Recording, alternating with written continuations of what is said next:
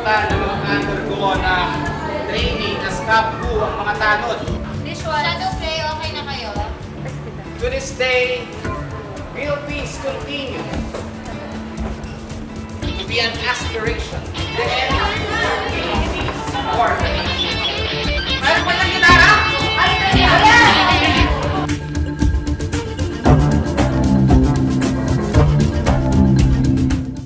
Ito'y bahagi ng kampanya para sa paglayan ng bilang publikan ng kultura o sine ay magkakawan ng kanilang paligaya at mabigyang diin yung ating kolektibong panawagan na palayaan sila sa lalong madaling panahon.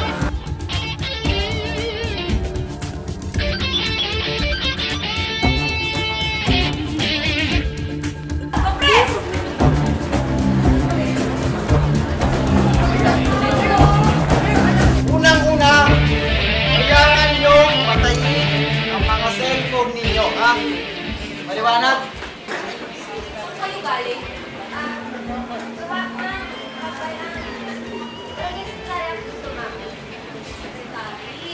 Pangalan?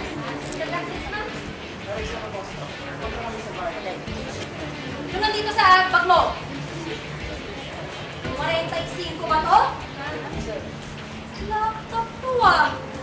Nasa bundok ka tapos may laptop ka? Huwag kang ikilos ng masama. Ha? Oh!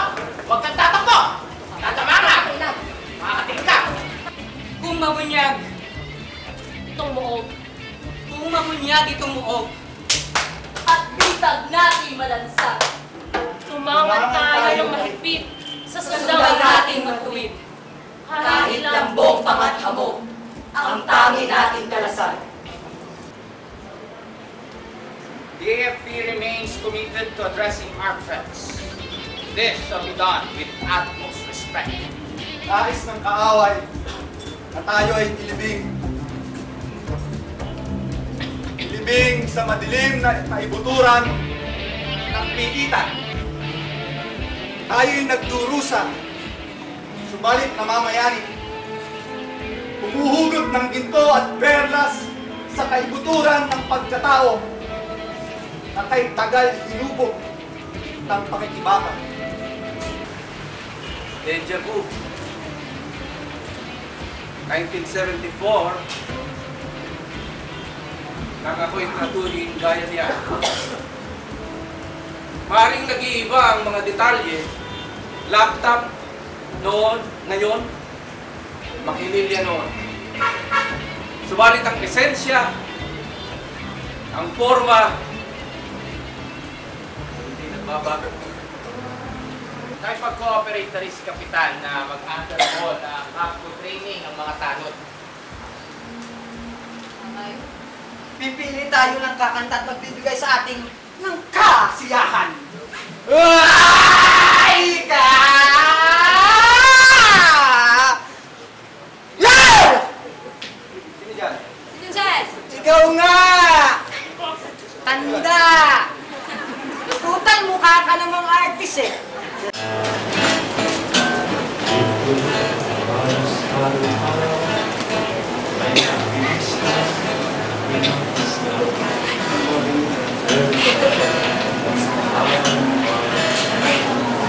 Wala pa rin lang sa pagkalam.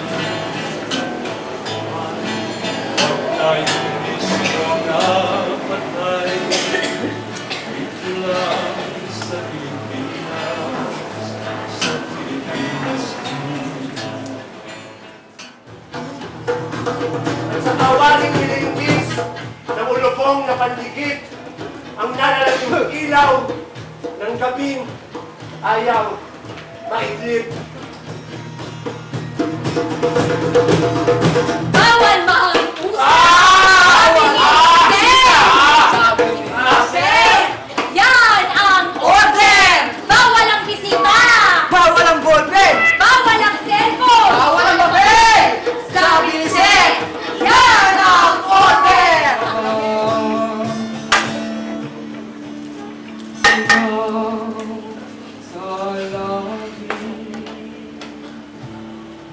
at nalangalan, hubad na iniwan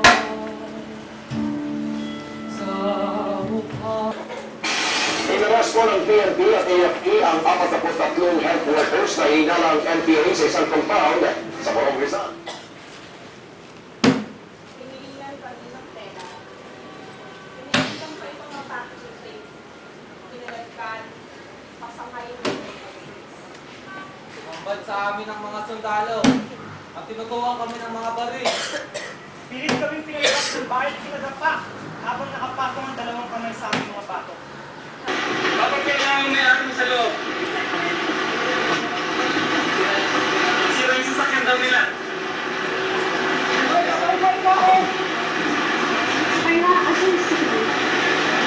Anong unit kayo?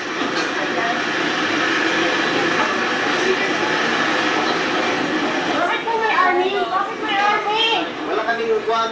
Sasakyan, sira. Ang laki po ng budget. Hindi naman sumama. Pero ang kanyang paglaban, maging sa gitna ng gayong kalagayan, ay isang matibay na patuloy din o isang napaka-mahusay na halimbawa kung paano pakikibaka ang mamaya.